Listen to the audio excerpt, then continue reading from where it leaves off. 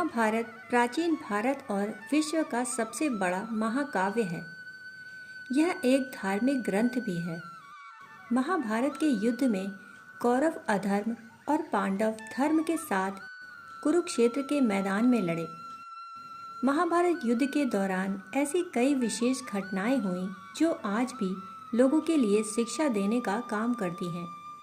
महाभारत युद्ध के मैदान कुरुक्षेत्र से ही गीता उपदेश की उत्पत्ति भी मानी जाती है, जो कि श्री कृष्ण द्वारा अर्जुन को प्राप्त हुआ। द्वापर युग धर्म की रक्षा के लिए महाभारत का युद्ध लड़ा गया था। कुरुक्षेत्र में लड़े जाने के कारण इसे कुरुक्षेत्र का युद्ध भी कहा जाता है। इस युद्ध की सबसे विशेष बात यह थी कि इसमें भगवान श्री कृष्ण स्वयं अर्जुन के सारथी बने। यह भयावह युद्ध कुल 18 दिनों तक चला। क्या आप जानते हैं कि इसके 18 दिनों तक चलने के पीछे भी एक खास कारण छुपा हुआ है? आइए जानते हैं महाभारत का युद्ध कुल 18 दिनों तक ही क्यों चला।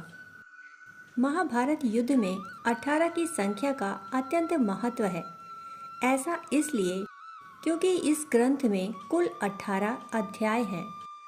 भगवान श्री कृष्ण ने कुरुक्षेत्र के मैदान में अर्जुन को 18 दिन तक गीता का ज्ञान दिया था और यह युद्ध भी 18 दिनों तक चला था। यहाँ तक कि इस युद्ध के अंत में कुल 18 लोग ही शेष बचे थे। दरअसल महर्षि वेद व्यास ने गणेश जी की मदद से इस ग्रंथ का निर्माण 18 दिनों में ही किया था। ऐसा माना जाता है कि जब इस ग्रंथ का निर्माण हुआ था तब तक महाभारत युद्ध नहीं हुआ था, बल्कि महर्षि ने अपनी दिव्य दृष्टि से इस युद्ध को पहले से ही देखकर रचा था और श्री गणेश ने इसे लिखा। आइए जानते हैं शकुनी क्यों था महाभारत के युद्ध का असली कारण। शकुनी अपने खास उद्देश्य के लिए कौरवों के साथ था। वह यहाँ अपने जीजा धृतराष्ट्र से पिता का बदला लेने आया था।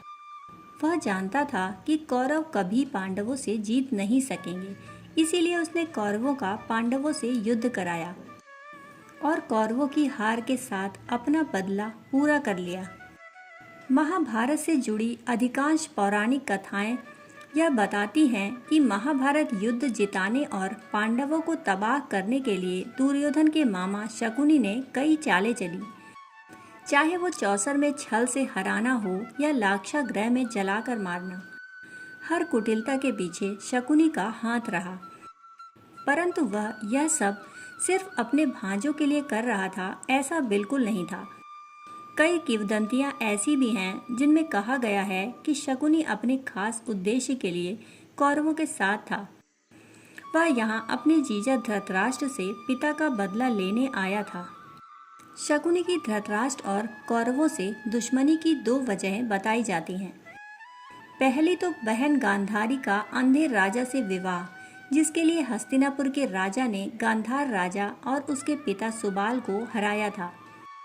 हालांकि धृतराष्ट्र इस बात से अनभिज्ञ थे कि गांधारी का विवाह सर्वप्रथम एक बकरे से कराया गया है।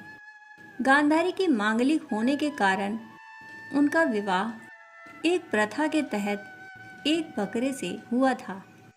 धृतराष्ट्र इस बात से अनभिज्ञ थे। जब धृतराष्ट्र को यह बात मालूम हुई तो उन्होंने सुबाला और शकुनी समेत उनके 100 पुत्रों को जेल में बंद कर दिया। उनके साथ बहुत बुरा बर्ताव किया। उन्हें रोज सिर्फ एक मुट्ठी चावल दिया जाता, जिसे सभी मिलकर खाते थे। धीरे धीरे भूख के कारण राजा सुबाला के पुत्रों में से एक एक की मृत्यु होती चली गई। राजा ने तय किया कि वह अपने वंश का अंत नहीं होने देंगे। तय किया गया कि सभी अपने हिस्से का भोजन त्याग कर सबसे छोटे भाई शकुनी को देंगे। बीतते समय के साथ राजा सुबाल कमजोर होते गए। उन्होंने धृतराष्ट्र से विनती की तो शकुनी को छोड़ दिया गया। सुबाल ने धृतराष्ट्र से वादा किया था कि शकुनी हमेशा कौरवों के साथ रहेगा। धृतराष्ट्र ने इसे ससुर की अंतिम इच्छा मान ली और शकुनी को हस्तिनापुर ले आए। परंतु शकुनी कभी इस अपमान को नहीं भूला।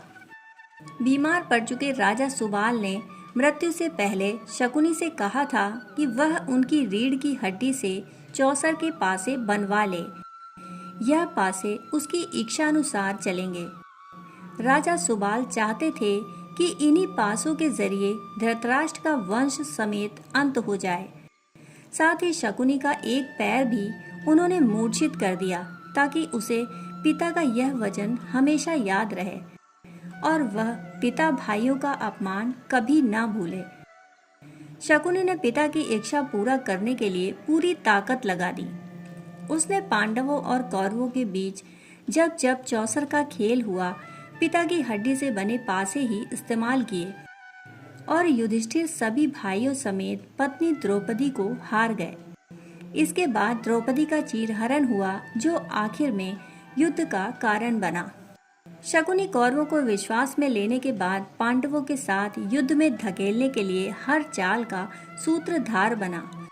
उसके चलते द्रौपदी का चीरहरण हुआ तो वनवास काट कर लौटे पांडवों को 5 गांव भी नहीं देने के निर्णय में शकुनी अड़ंगा बना रहा।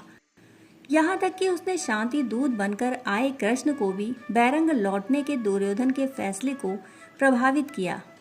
अंततः उसे अपने कर्मों की सजा मिली और सहदेव ने उसे युद्ध के दौरान मृत्यु के घाट उतार दिया।